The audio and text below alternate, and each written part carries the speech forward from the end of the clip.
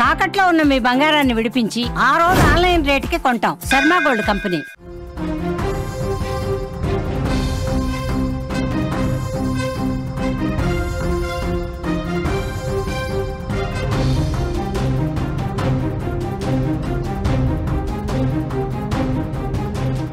కామారెడ్డిలో విషాద ఘటన చోటు చేసుకుంది.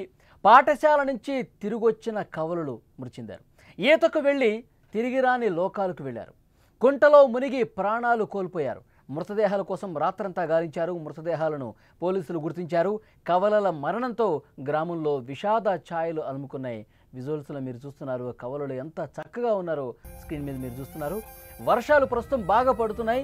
నదులు, కుంటలు, చెరువులు అంగి పొంగి ప్రవహిస్తున్నాయి, ప్రమాదకరంగా మారాయి. ఆ నీటిలో ఈత కొట్టడానికి వెళ్ళిన చాలామంది చనిపోతూ ఉన్నారు. కామారెడ్డి జిల్లాలో ఇలాంటి ఘటన జరిగింది. విషాద ఘటన.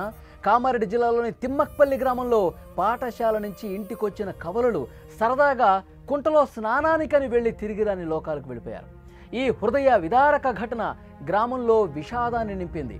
ఒకేసారి పుట్టి ఒకేసారి కన్ను మూసిన ఆ చిన్నారుల దుర్మరణం ఆ తల్లిదండ్రులకు తీరని శోకాన్నే మిగిల్చింది. ఈ ఘటనతో గ్రామమంతా ఒక్కసారిగా షాక్కి గురైనటువంటి పరిస్థితి ఉంది.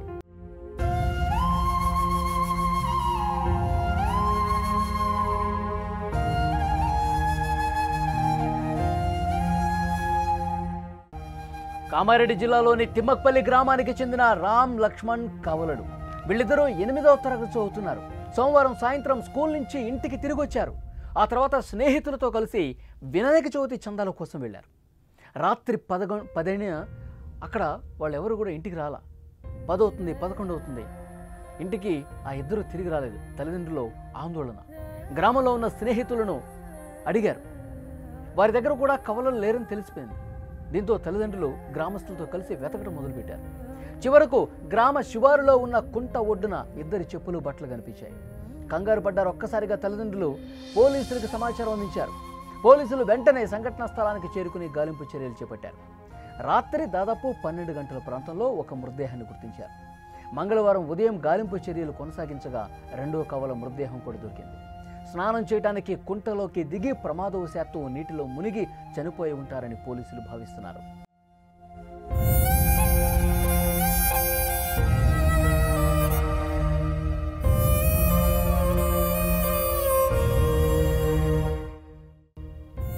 రాత్రికి రాత్రే ఇద్దరు బిడ్డల్ని కోల్పోయిన ఆ తల్లిదండ్రుల రోదనలు గ్రామస్తుల్ని కంటతడి పెట్టిస్తోంది. ఒకేసారి పుట్టి ఒకేసారి ఈ విధంగా చనిపోవటం ఆ గ్రామం మొత్తం కూడా శోక సంద్రంలో మునిగిపోయింది.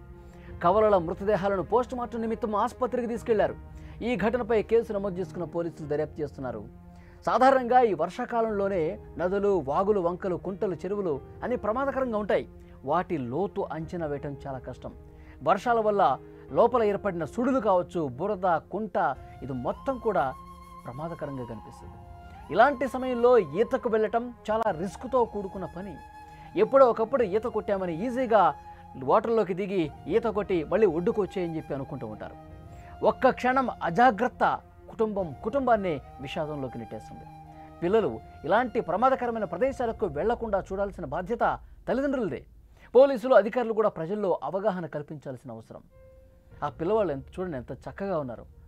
వాళ్ళు స్కూల్ నుంచి ఇంటికి వచ్చారు. ఇంటికి వచ్చిన తర్వాత వినాయక చందా వసూలు చేస్తాం, మా ఫ్రెండ్స్ దగ్గరికి వెళ్తాం, వాళ్ళ ఇళ్ళకి వెళ్ళి కలుస్తాం, చందా వసూలు చేస్తామని చెప్పి చాలా ఉత్సాహంగా ఇద్దరూ కూడా వెళ్ళారు. అట్లా చందాల కోసం వెళ్ళిన వాళ్ళు నేరుగా అక్కడ కుంట దగ్గరికి వెళ్ళారు. సరదాగా ఈత కొడదాం అనుకున్నారు. కాసేపు ఈత కొట్టి తర్వాత చందాకి వెళ్దాం అనుకున్నారో ఏమో. చెప్పులు విడిచారు, లోపలికి దిగారు. దిగి ఎందుకంటే ఇప్పుడు బాగా వర్షాలు పడతా ఉన్నాయి. వాటరు అంతకుముందులా లేదు. గత కొన్ని రోజులుగా పడుతున్నటువంటి వర్షాలకి ఎగువ నుంచి వస్తున్నటువంటి ఆ వరద ఫ్లోటింగ్ మొత్తం కూడా అంచనా వేయలేకుండా పోయింది. కాళ్ళలోతు ఉన్నటువంటి ఆ వర్షపు నీరు అనేది అక్కడ కుంటలో ఉన్నటువంటి వాటర్ అనేది నడుములోతు వరకు వచ్చింది, తర్వాత పీకల్లోతు వరకు వచ్చింది. కానీ అది తెలియదు పిల్లలకేం తెలుసు. మనం గత వారం కూడా అదేవిధంగా ఈత కొట్టాం, అంతకుముందు కూడా ఈత కొట్టాం, మనకు తెలుసు కదా అని చెప్పి దిగేస్తారు. కానీ పడుతున్నటువంటి వర్షాలు, పెరుగుతున్న నీటి మట్టం వాళ్ళు అంచనా వేయలేరు.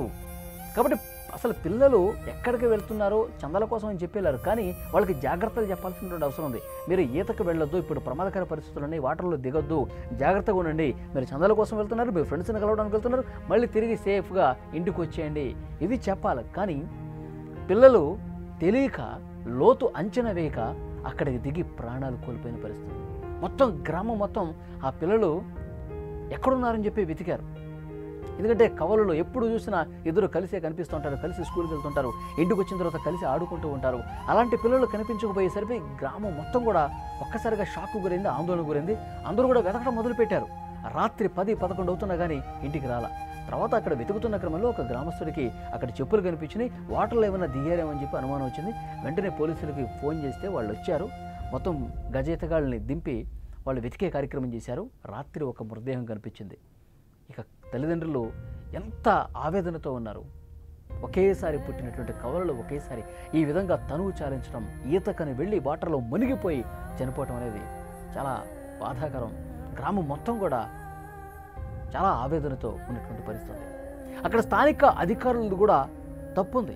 స్థానిక అధికారులు ఈ వర్షాకాలంలో వర్షాలు పడుతున్న సమయంలో చెరువులు కావచ్చు, కుంటలు కావచ్చు, వాగులు కావచ్చు చాలా ప్రమాదకరంగా ఉంటాయి.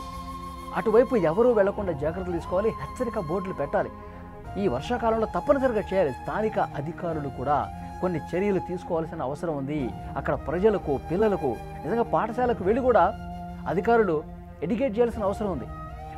మన ఊర్లో ఊరి చివరన చెరువు నిండి ఉంది, ఎవరు కూడా ఈతకు వెళ్ళొద్దు, పిల్లలు ఎవరు కూడా ఈతకు వెళ్ళొద్దు అని చెప్పి 1-2 సార్లు టీచర్ల చేత చెప్పించాలి. వాళ్ళే నేరుగా క్లాస్ రూమ్కి వెళ్ళి మరి చెప్పాలి.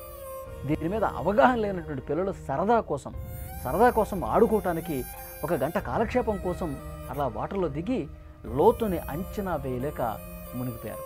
ఒకళ్ళ తర్వాత ఒకళ్ళు మునిగిపోయి ఉంటారు నాకు తెలిసి. ఎందుకంటే ఆ వాటర్ లోతు అందక మునిగిపోతున్న క్రమంలో ఇంకొక కవల పిల్లవాడు తన బ్రదర్ కోసం లోపలికి దిగి కాపాడే ప్రయత్నంలో ప్రాణాలు పోగొట్టుకున్న పరిస్థితి. తిమ్మకపల్లి గ్రామం మొత్తం కూడా విషాద ఛాయలు అలుముకున్నాయి. తల్లిదండ్రులు, ఇంట్లో ఉన్న కుటుంబ సభ్యులు అందరూ కూడా చాలా తీవ్రమైనటువంటి ఆవేదనలో, బాధలో ఉన్నారు. ప్రస్తుతం గ్రామం మొత్తం కూడా షాక్లో ఉంది ఇప్పటికీ. కాబట్టి తల్లిదండ్రులతో పాటు, కుటుంబ సభ్యులతో పాటు అధికార యంత్రాంగం అందరూ కూడా సరైనటువంటి అవగాహన కల్పిస్తే ఇలాంటివి జరగకుండా ఉంటాయి. చాలా బాధాకరం.